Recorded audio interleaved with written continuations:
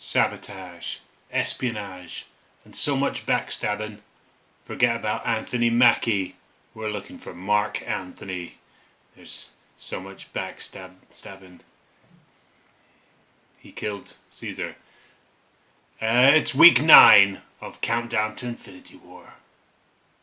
Countdown to Infinity Wars. Countdown to Infinity Wars. Yeah. Hello and welcome to Countdown to Infinity War, where I'm watching all 17 Marvel Cinematic Universe movies leading up to the release of Avengers Infinity War, coming out in UK cinemas at the end of April. Last week we were watching Thor: The Dark World, and this week the very excellent Captain America: The Winter Soldier. Now keep in mind that we're not actually reviewing these movies. What we're interested in, what we're focusing on, is the timeline of the Marvel Cinematic Universe. As we watch these movies, we're trying to suss out, does it actually make sense? So far, a little bit yes, a little bit no, but there's only one way to find out if Captain America: The Winter Soldier has had any effect, positive or negative, on the Marvel Cinematic Universe timeline, and that's to go and have a look at the timeline. Okay, so this is the timeline as it stands at the moment, and all the way up here is Captain America: The Winter Soldier. So I managed to work out that it happens over the course of about 5 days, spanning from the 10th to the 14th of October 2013. The way I worked that out is it must have been after June 2013, because at one point it cuts to the little screen. I think it's when Black Widow and Captain America are sort of hacking into the little algorithm thing, and they can see that there's all these dates that appear. Most of them are from sort of January or February, but there's one from June, so it must be at least after June 2013. But then earlier in the film as well, we see a live feed to the sort of the French terrorist guy, and on the live feed it says 2013, the 12th of October.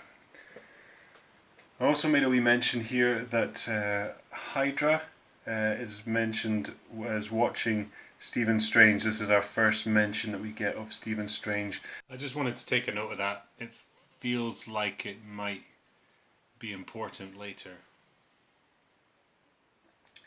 Yeah, and if we rewind a bit, there's a few other dates that kind of come up.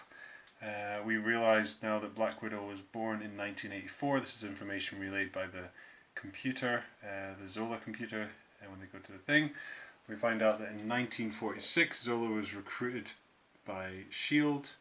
Just wanted to interrupt a wee second because I just wanted to bring a couple of things up. First of all, do you not think that it's a bit strange that the computer that Zola programmed, the first thing it does when it sees somebody is tell them the year they were born?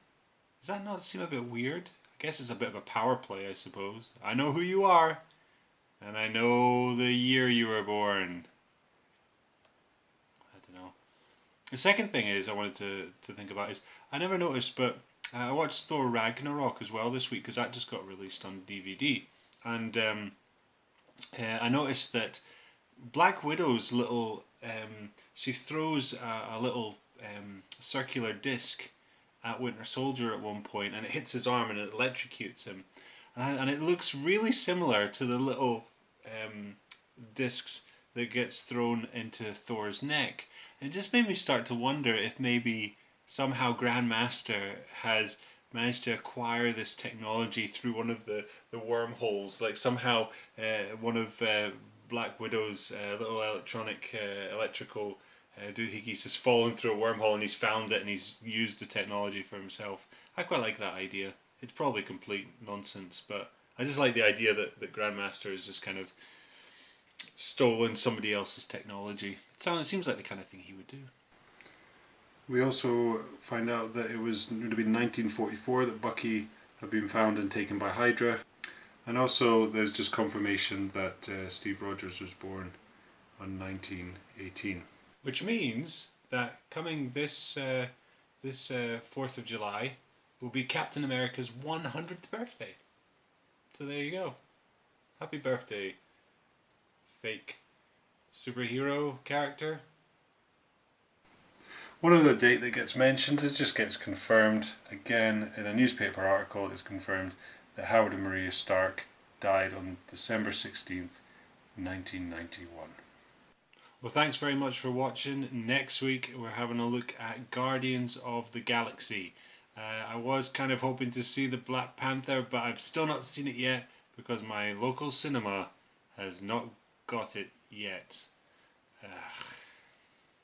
Please don't spoil it for me. See you next week.